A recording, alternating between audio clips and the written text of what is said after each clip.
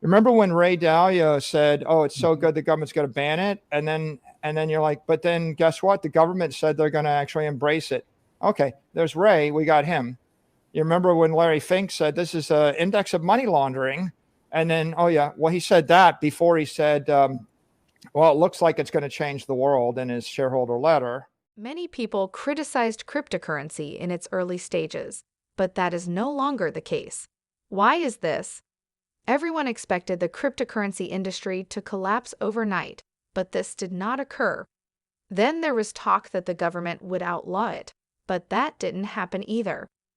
With Biden signing an executive order outlining the importance of cryptocurrency to the United States, any cryptocurrency ban in the future is highly unlikely.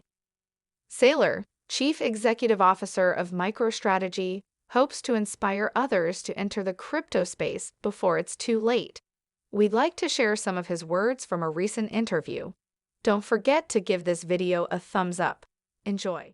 And I tell people, Bill, what was your eureka moment? It was when Michael Saylor explained to me that Bitcoin was attacked 8,500 times by different competitors and withstood the test of time over the 10 or 12 years. I don't know if you remember that conversation, Michael, but we did it on a Salt Talk. Yeah. I turned to my team and said, okay, we are not long enough of this stuff. We have to. And by the way, Anthony, you're still not long enough. I know that. But, here, this is the question I had for both of you. Not only am I not long enough, but I'm up against the institutional forces of the granny state. Okay, let me tell you what the granny state is. Granny state is the Warren Buffett, Charlie Munger, old fogey state, where I've got a lot of clients that are listening to it being rat poison squared, worst thing that's ever happened to the civilization. And so I'm in a constant battle with that, guys. And so my question back to you guys is like, what do you say to the propeller head ignoramus at Morgan Stanley who is doing the due diligence on my fund that blocks people from getting into my fund because it has 20% exposure to Bitcoin? And Michael's right, maybe it should have 60. But by the way, Michael, you and I both know my fund's going to have 60% exposure to Bitcoin with me not doing anything. Exactly. Because Bitcoin's going to go from 45 to 200,000. So Bitcoin's going to fix you, right? Bitcoin fixes everything you plug it into. No, I understand that. But my point is, what do you say? Because, this show's awesome. There's 7,000 or 8,000 people watching. They all get it. But what do you say to the granny state? Okay, my self-described group of people who either won't listen or, I can't lose my job. Bitcoin sounds crazy. I'm not going to lose my job over that. Dude, I'm trying to pull you into the future. And by the way, this is so hard, Booch. Look, this is Upton Sinclair quote. It is impossible to convince somebody of something when their livelihood depends on them not understanding it, right? Absolute, that's the problem. And to your point, okay, Jamie Dimon, it's a fraud. Yet his own firm puts out a 196-page report saying it's the future of finance. Then Warren, it's rat poison squared. But Charlie, not to be outdone, says Bitcoin is like trading in newly harvested dead baby brains. What the fuck, Charlie? Newly harvested dead baby brains? What the? I mean, seriously, why does he say that? Let's be constructive and cheerful about this. Look, I think we're winning the battle, right? I mean, if you look at every single critic, you could make a list of 100 critics of Bitcoin and digital property over the past 5 years. Battle. Right? I mean, Larry Fink was a rampant critic, and he's starting to sound like an advocate now. Blankfein, David Solomon, right? The presidents of and the heads of every major bank. They've all flipped. First, they embrace it with analysis. Then they'll, Ken Griffin was a critic, and now he's flipped to start trading it, right? So all the major Wall Street hedge funds and the major banks and the major regulators were much more critical 24 months and 36 months ago than they are today. I think I would approach the skeptics and I would say, look, Joe Biden says that it's really important to 40 million Americans. What do you think about? Generally, the president has a lot of power, Anthony, right? I've noticed the presidents of the United States are able to encourage all sorts of behaviors. Some of them I don't even, advocate, but they have a lot of power.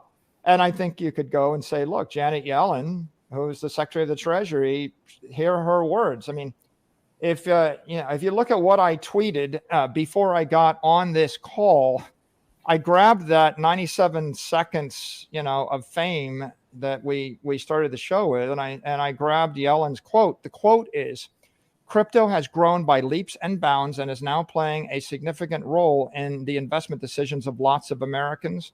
We would like to create a regulatory environment in which healthy innovation can continue." That is Janet Yellen to Andrew Ross Sorkin this morning.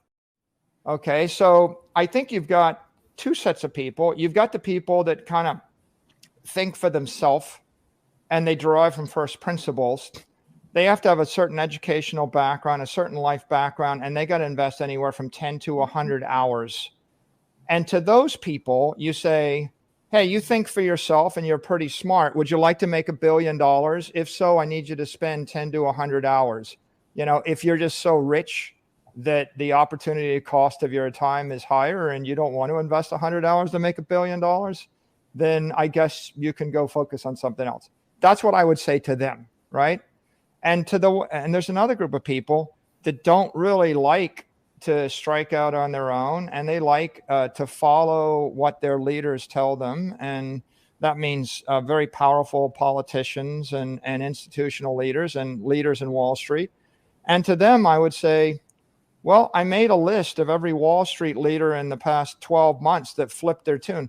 Remember when Ray Dalio said, oh, it's so good the government's going to ban it? And then you're like, but then guess what? The government said they're going to actually embrace it. Okay, there's Ray. We got him. You remember when Larry Fink said this is an index of money laundering? And then, oh, yeah, well, he said that before he said, well, it looks like it's going to change the world in his shareholder letter. You remember when Michael Saylor bought nearly $4 billion, like 3.95 something billion dollars of Bitcoin. By the way, Anthony, I am like 1,000% committed. I started with 400 million of capital and I managed to buy 4 billion in Bitcoin. I don't believe in 5% allocation or 60% allocation. I believe in 500% allocation. So the Michael Saylor dude in 2013 said, it's only a matter of time before this stuff goes the way of online gambling. It's going away. The world's full of skeptics that flip their tune. There would be 24 of them. In fact, you can, if I were you, because you're more organized than me and you're a professional and I just get on Crypto Banner and I ramble. If I was you, I'd make a list of like 50 billionaires or 50 CEOs of $100 billion banks. And I would say, this is the list of people that were skeptical, and then they became supporters, enthusiasts. Yeah. By the way, Janet Yellen, I parsed the quote, but if you read the entire 97 seconds, she says, of course I was initially skeptical, but now I understand, right? Andrew Ross Sorkin. I can make a list of 100 influential, powerful, wealthy people that were skeptical, that are enthusiastic. You ought to just like serve up that list. These are all the people, and then you say, you're right, you should be skeptical. They didn't become enthusiastic until they spent 10 to 100 hours. And if you're that rational thinker, you should start skeptical and then do the work. If it's worth money to you, if you have, why don't certain people that are in their 80s or 90s with $100 billion, why don't they do the work? Well, the answer is no character flaw on their part. No offense, but when I'm 95 years old, I'm not going to be spending 500 hours trying to figure out the next telepathic form of money. I'm going to be relaxing. And if you poke me and say, what do you think about telepathic money that comes out of like fungi that we called in a DNA amplified petri dish? I'm going to be like, it sounds like something scary to me. I'm not a big fan. Mm-hmm. And then somebody will run a thing saying 95-year-old Saylor didn't endorse my telepathic money. But the point is like, just don't poke the bear, right? I hope you enjoyed this video, and please leave a comment below to let me know what you think of Saylor's comments in this interview. If you haven't already, please subscribe for all of the latest crypto news, and we'll see you back here soon.